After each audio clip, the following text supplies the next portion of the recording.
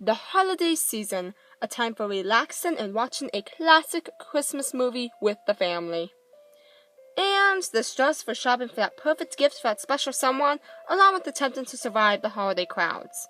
But we are not here to talk about the stress of the holidays. Today we are here to discuss the history of cartoons and animation. Hello everyone, welcome back to the channel. My name is Eclipse, and today we'll be discussing the history of Walt Disney's Santa's Workshop.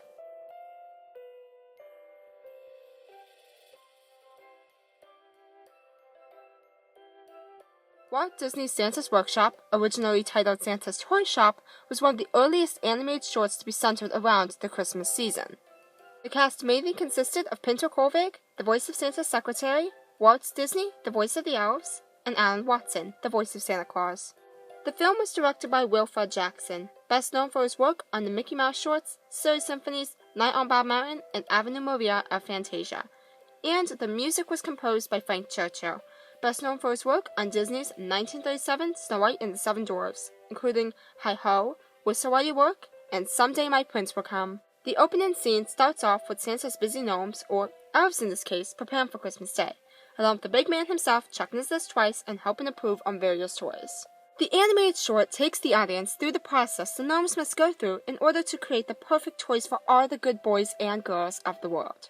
Now, at first glance, this short may seem cliche and simple, maybe too simple, but I can assure you the exact opposite, for this short was filled with so much experimentation that would later leave an impact on how distribution partnership was handled, and inserting the element of color into holiday-themed cartoons.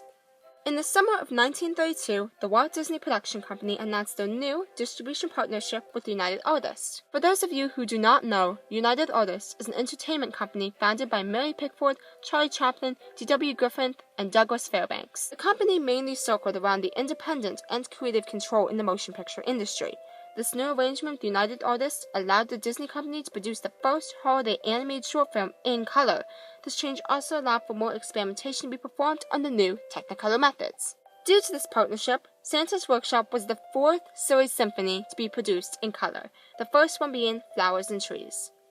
According to an article written by Jim Korkis titled Disney and Early Technicolor, Walt had wanted to move into producing cartoons in color, and now he has the opportunity since United Artists was willing to share the cost. However, Walt proceeded with caution and only asked to make one cartoon in Technicolor to see how it would be received by the audience. As a backup in case anything went wrong, he also agreed he would produce a full black and white version. After completing the Silly Symphony Flowers and Trees in black and white, Walt scared his brother Royal Disney by declaring that he was going to throw away the whole thing and start over by using a more expensive process of Technicolor. The conversion of the film to a color version took roughly an additional 3 months. To help control the cost, the gray and white paint was carefully wiped off the back of the existing cells, with the black lining remaining, and then a range of colors were repainted on them. And of course, the rest was history.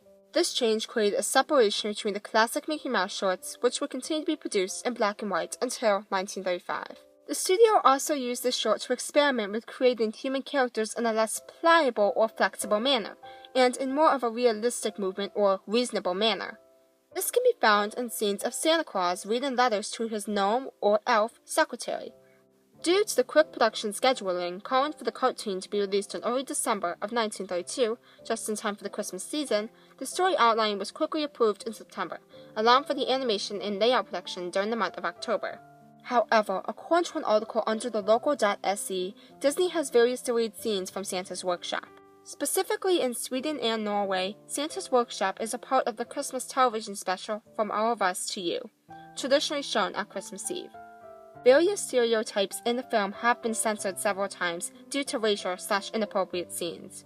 Some of the experienced artists working on Santa's Workshop short included Les Clark, the first of Disney's 9 Old Men, Norm Ferguson, contributor to the studio's stylistic development in the 1930s, Jack King, nominated 3 times for the Academy Award for Best Animated Short Film, and Tom Palmer, contributor and animator for Oswald the Lucky Rabbit cartoons. The less experienced artists at the time in the industry would animate brief sequences. These artists included Gary Jerome, who would later move on to directing Cinderella, Alice in Wonderland, Peter Pan, Lady and the Tramp, Sleeping Beauty, and 101 Dalmatians. And Eddie Donnelly, who served as a writer, director, and animator for Disney, Terry Toons, and Van Studios. Similar to Ferguson, Ken, Jerome, and Donnelly moved from the East Coast, leaving Bjorn Studios in March of 1932 to animate a few silly symphonies for the Walt Disney productions. The three men later left the Disney company to return to Van Buren Studios for reasons currently unknown in April of 1933. Due to a higher budget brought along by United Artists, multiple sequences with large numbers of characters doing various activities and movements at once were able to be achieved. This was especially needed in scenes with Santa's little elves preparing for Christmas Eve/day, tending to Santa's reindeer, producing large amounts of toys, and the toy parade. These types of scenes would be assigned to less experienced animators, specifically trained under Ben Sharpenstein, an American film director and producer for the Disney company at the time. These drafts were credited by artists who would work alongside Sharpenstein, and these artists included Ham Lusk, who was trusted by Walt Disney to be made the supervising animator of Snow White and Snow White and the Seven Dwarfs; Ed Love, well known for animating Disney's shorts Mickey's Trailer and Fantasia; Harry Revis, a former artist from Pat Civilian Studios; Fred Moore, designer of the modern Mickey Mouse character model; Jack Keenly, directed the first film in the Donald Duck series to win the Academy Award for Best Animated Short Film; and Art Babbitt, who received over 80 awards as an animation director and animator, while also developing the character Goofy. Overall, Santa's Workshop is a holiday short consisting of many talented animators, writers, composers, and directors. The short film served as experimentation for animation that would later help develop many other holiday cartoon shorts. I thank you all so much for watching, and feel free to leave a comment down below telling me some of your favorite holiday short films.